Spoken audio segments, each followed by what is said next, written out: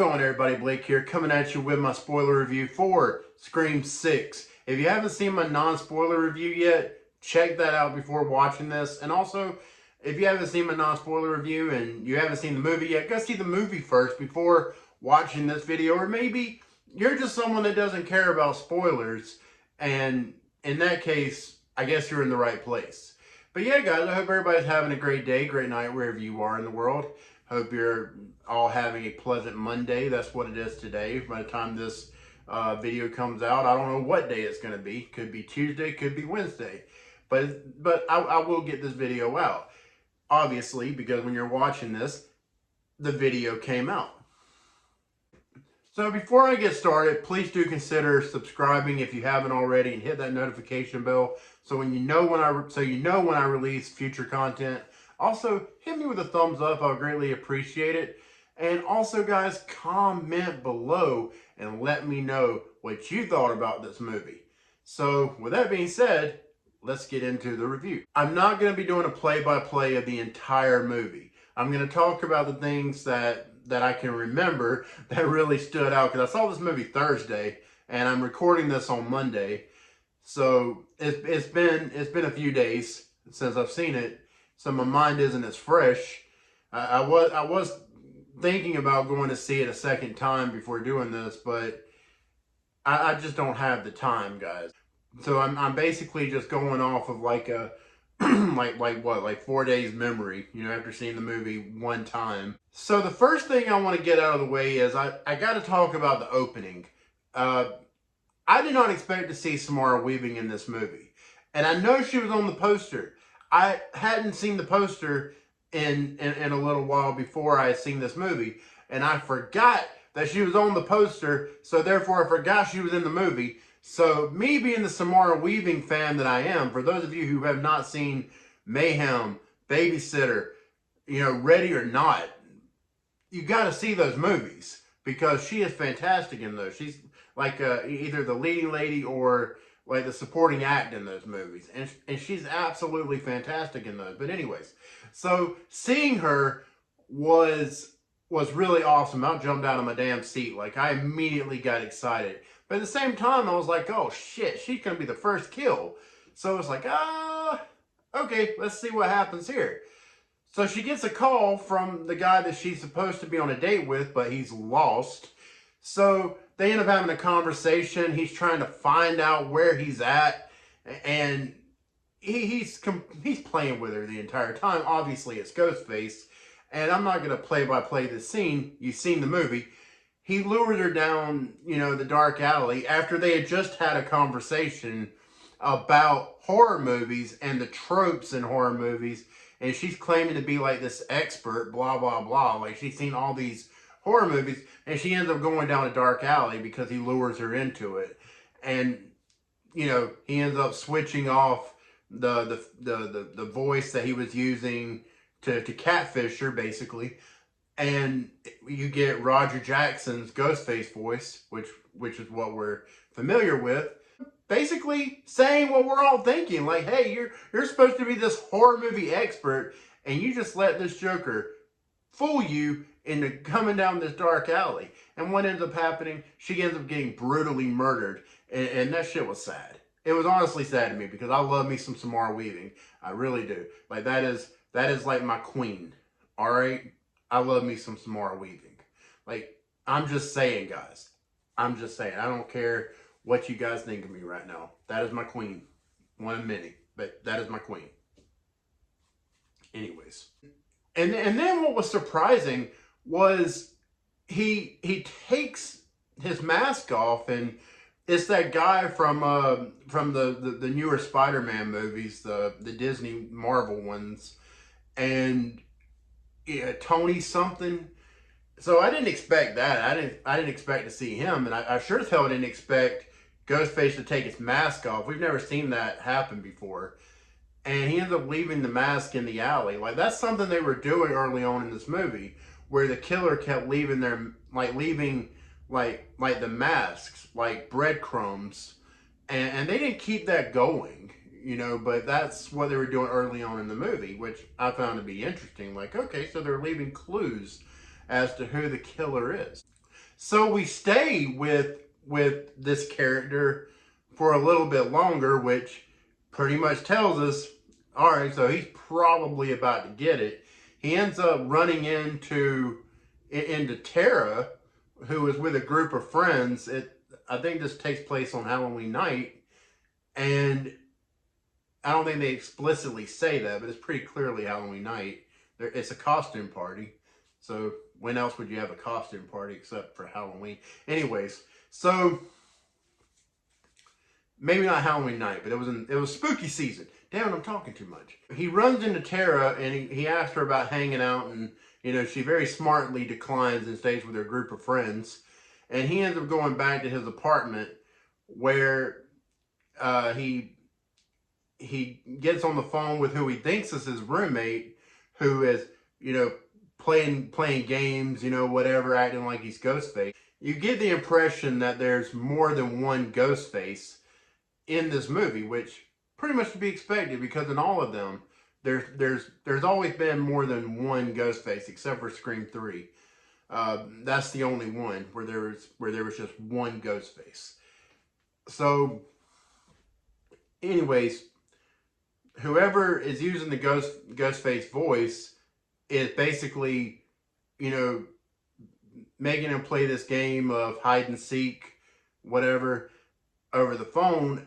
And as this guy gives up, he notices the refrigerator, and he ends up opening it, and it ends up being his roommate. I think his name was Greg, and he's all like hacked up and shit. And then that's when this guy Tony, I'm just gonna call him Tony because I can't remember his name, gets killed, and he's like, "What about the movie?" And then we get probably the best line in the movie: "Who fucking cares about the movies?" I think that was the quote. But it was something like that. From there, we catch up with the core four, the survivors from Scream 5. Sam, Tara, Chad, Mindy. And Sam is dealing with some stuff. She's dealing with a lot of psychological damage. I guess it isn't easy knowing that you're the daughter of a psychopath who killed a lot of people. Well, not really. I mean, he killed like 3 or 4 people. But anyways, something along those lines. Stu did some of the killing too. Anyways, guys, but still, even just one person, just knowing that your daddy is a fucking murderer, a serial killer, and who's fucking infamous. I mean, I imagine that would do something to you. It's fair. That's fair to say. So, anyways, she's just going through a lot, obviously, and basically, somehow, some way, a certain group of people basically are under the impression that she framed Richie, one of the killers from Scream 5. And obviously that's just pretty much wrecked her life, because you have a lot of people who view her as a murderer that got off or got away, whatever. But that's a major like storyline, within this movie, is her just dealing with that and trying to overcome, these accusations. And we're introduced to some new characters, Dermot Mulroney, I think that's how you say his name. And I don't know the other actors' names. I can't remember them. But not a single one of these actors or characters, I think the actors did, a good job with what they were given. I didn't care about these characters. I didn't think much about them. I was very bored. Dermot Mulroney was not too bad. He was fine.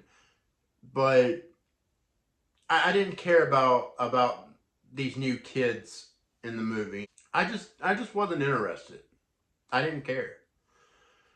So, and that's going to play in to why I didn't really like the third act of this movie, which I'll get to momentarily. Also, Hayden Panettiere returned as Kirby from Scream 4, who a lot of people thought that Kirby was dead. And, you know, but there's always been a group of Scream fans that believe that she survived, because we never seen her die. We never saw her die in Scream 4. She got stabbed twice in her stomach, and then she was basically left for dead, and we didn't see her again. She still looks great, and it was great to see her. You know, obviously she's aged, you know, and I've seen where some people are like, you know, they don't know what happened to her. I'll tell you what happened to Hayden Panettiere. She's 12 or 13 years older than she was in 2011, and people fucking age. It is what it is. But you have some of these motherfuckers out there that want to act like she's Courtney Cox and had all this work done. But anyways, that's besides the point. But anyways, like I said, it was great to see Kirby back. I don't feel like they used her as well as they should have, but I feel like she did a fine job regardless with the material she was given. And I gotta say though, like she's an FBI agent now. And I do have to say, I feel like she is an absolute shitty FBI agent. Like, no disrespect to the character. I love me some Kirby.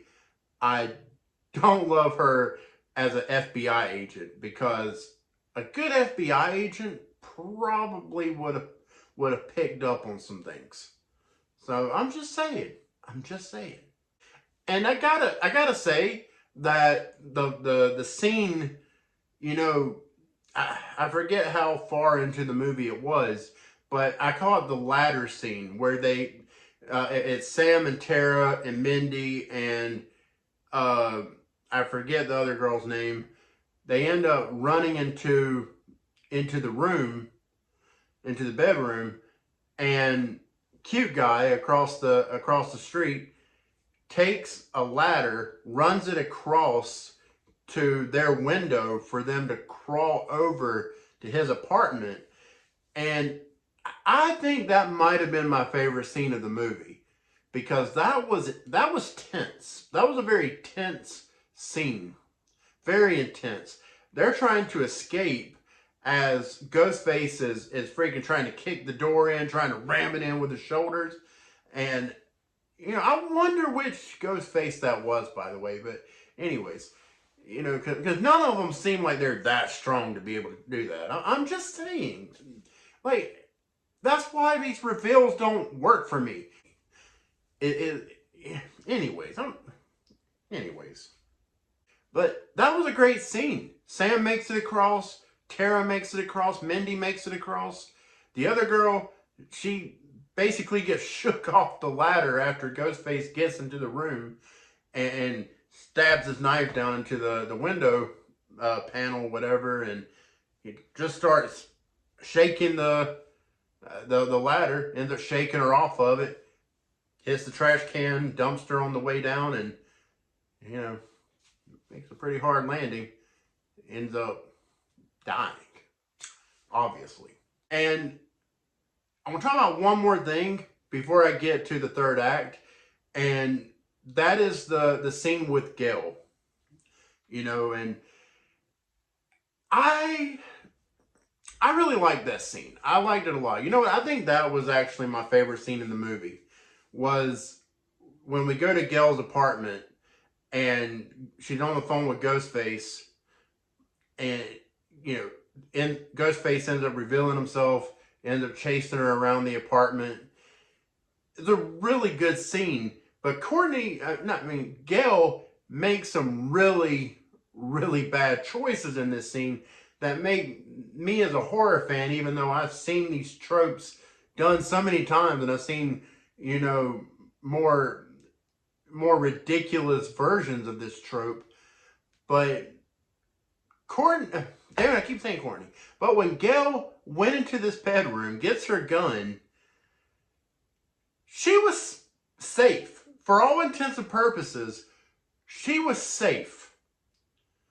But she ends up leaving out of that bedroom to go and find Ghostface, only for Ghostface to damn near kill her. And that's one of my problems with this movie that we're about to get into. One of my very few problems that I have, but it's a big problem. They should have killed her off. I know that's going to be controversial. I know some of you are going to want to say, fuck you for saying that. Fine, whatever. I'm entitled to my opinion. And look, they killed off Dewey in Scream 5. I feel like Gail should have got hers too. I'm just saying. The only one that shouldn't get killed off is Sydney, in my opinion. And she just shouldn't even be in any more of these movies. Her story is told. But that would have been a very emotional death. It would have been. See, I went into this movie fully expecting Gail Weathers to get killed off. And I was like, I hope it happens. Like, it would make me happy to see her finally meet her demise. Because I want this franchise to move forward in a different direction.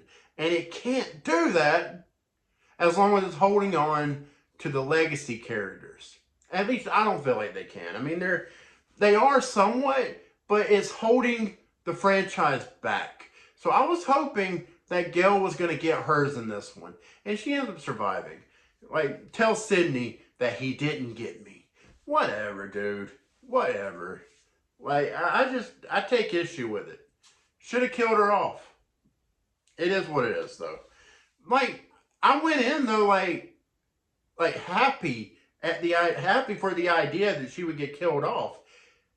And as it was kind of happening, or seeming like it was going to happen, I started to feel a bit emotional because I do care about the character of Gail Weathers. Obviously, I'm a Scream fan. You know, I love the Scream movies. So, I mean, it did start to hit me. Like, I think Gail was about to get it. And I was starting to get a little sad. Like, I was starting to feel a little sad, you know, sitting there in my chair, watching this movie, watching this scene play out. I was like, you know, this is hitting me harder than I thought it would. But then she ended up not dying, and I felt faked out and mad. Am I the only one? Am I the only one? And then finally we get to the third act. And forgive me if I don't remember every little thing that happens in the third act of this movie, because I did kind of check out after the reveal, or reveals. I was so freaking, like, taken aback by how underwhelming that reveal was.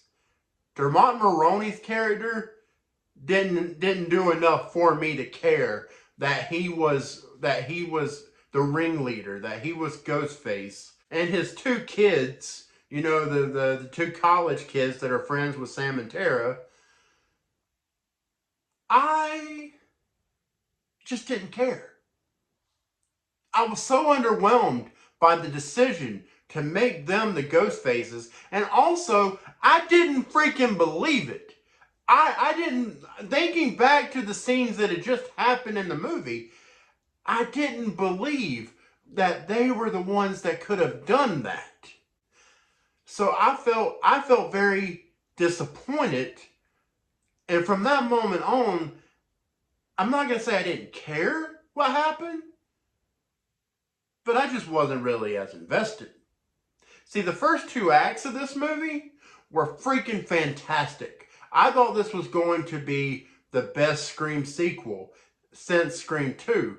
Maybe even better than Scream 2. And I love Scream 2. So that tells you how much I was enjoying this movie. I was having a great time with this movie. And you get to this third act, and it's just bullshit, man. It's the most bullshit reveal, like even worse than Roman's reveal in Scream 3. I mean, this shit was just disappointing, man. Like, I just felt very, very just, man. I was just like, whatever. But the way the scene plays out, you know, they're trying to get Sam to put the Ghostface mask on. They want her, to fulfill her destiny or whatever, and follow in her father's footsteps, Billy Loomis, which they do that thing again in this movie where Sam talks to Billy, who is either a ghost or hallucination. And man, I hate that shit so much. I hated it in Scream 5, and I hated it in this movie.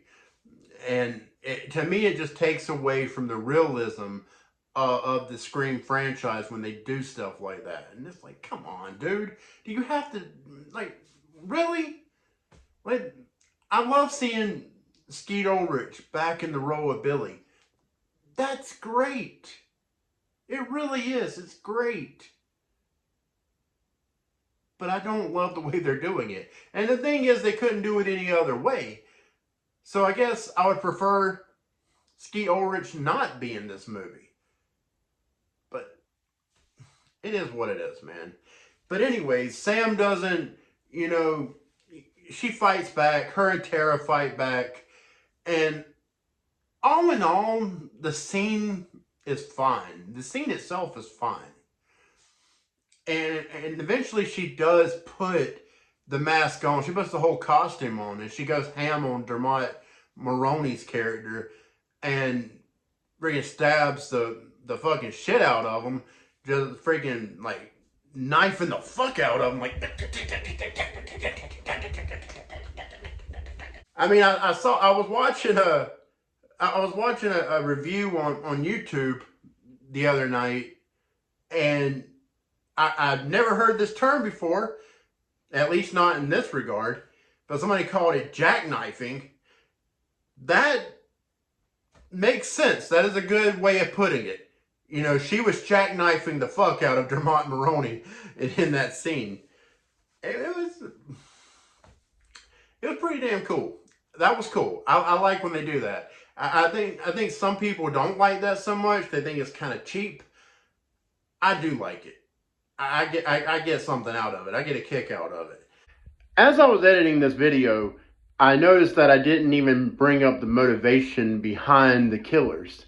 Which, guys, I get to talking so much and I just freaking forget shit. It happens. Anyways, the motivation with Dermot Mulroney being Richie's dad from Scream 5 and those being Richie's siblings, that really didn't do anything for me either.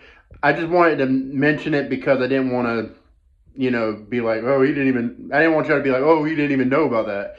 No, I know about it. I just freaking forgot because I get to talking so much. But yeah, it didn't do anything for me, guys. I didn't care. It was whatever. That third act, man, just a total freaking letdown to me. From there, the movie's pretty much over. There's a moment where Sam looks at the mask and you think, maybe she will, follow in Billy's footsteps. And it's kind of like, wait a minute, what? And then she ends up throwing it down. And, her and Tara walk off into the sunset or whatever. And the movie's over. So, and there is a post-credit scene. I would advise not sticking around for that. But anyways, there is something I forgot to mention because I'd be talking so much that I just forget shit. But I did want to bring up the subway scene. I thought the subway scene was really well done. I love that scene. I thought they did a very good job with that. I got a kick out of it. I love how they had these people dressed up as Freddy Krueger, Pinhead, and Michael Myers, and I thought that was a nice touch. I love the lighting choices that they used there. It was a very tense scene, especially with Mindy and her part, which I thought she got it, to be honest with you guys. I thought she was gonna die, and she ended up not freaking dying. Another one, kind of like with Gail. They both got the shit stabbed out of them, and they survived. Now, what makes the Mindy one worse is at the end of the movie, she ends up, running over to the survivors, and it's like, girl, you just got stabbed multiple times. There's no way you should be able to run like that. Like, and also I want to say, you know, people were saying about how they didn't really use New York to its full potential or whatever. That's probably true that they didn't use the New York setting to its full potential. That's probably true, but I mean it's definitely true. But I thought they used it well enough. It was. I mean I don't know what people expected. You know I don't know what people were wanting from this movie in that regard, but I felt that it was used, you know, pretty well overall. I didn't watch. I wasn't watching the movie feeling like, you know, I was missing something. But I mean, that's just me. You know, I can't speak for everyone else. I mean, if you had a problem with it, you had a problem with it, but it didn't bother me at all. And I do want to also bring up the scene where, like, I'm going backwards now, guys. I'm sorry. I also want to bring up the scene too where Sam and Tara run into the bar, not the bar, fuck the convenience store, and Ghostface follows them into the convenience store, and you know ends up stabbing a bunch of people, ends up killing a bunch of people, and ends up shooting a guy. You know that was new. That was something different, but but that was a tense scene as well. This movie has a lot of great scenes, and it's a good movie overall. My only real issues with it is the fact that Gail didn't get killed, because I feel like she should have gotten killed in this movie, and the third act reveals. I mean, look, to me, the reveals can make or break. You know, the Ghostface reveals can make or break these Scream movies, and those reveals would have broken a far lesser movie. But because this movie is so good, and it's a really good movie, I can let it slide with the reveals. And you know what? I might even like this movie even more upon a second rewatch, knowing who the killers are. And just being able to watch it and maybe pick things apart better. Because some things just went right over my head. I ain't gonna lie, guys. Like some things that, like I watched some reviews and people were bringing up like when they knew that Dermot Mulroney was probably the killer, and you know he said something about I can't remember what it was, but that went completely over my head. So I don't know. Shows how much I pay attention. I am ADD, and it is easy for things to go over my head. So, anyways, guys, but yeah, that's pretty much my spoiler review. That's everything that I have to say. I hope you guys enjoyed the movie. If you watched my non-spoiler review, I gave my rating. I'm not going to give it here because I want you to go back and watch that video. I need to get the views up on that. But I'll just say that I thought it was pretty good. It was a pretty good movie. I was thinking about doing a ranking for the Scream franchise. I might still do it.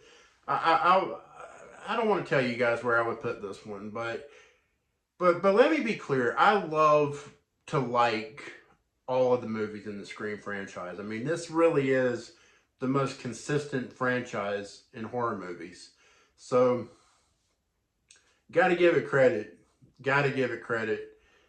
So, yeah, guys, that's all I got. If you like this video, please do like, share, and subscribe. Hit that notification bell. Comment below. Let me know what you thought about this movie, what you think about this review. Did you guys enjoy it? And what would you like to see from me next? Would you like to see the ranking? Let me know in the comments. So, anyways, guys, until next time, I'm Blake. Y'all have a good one.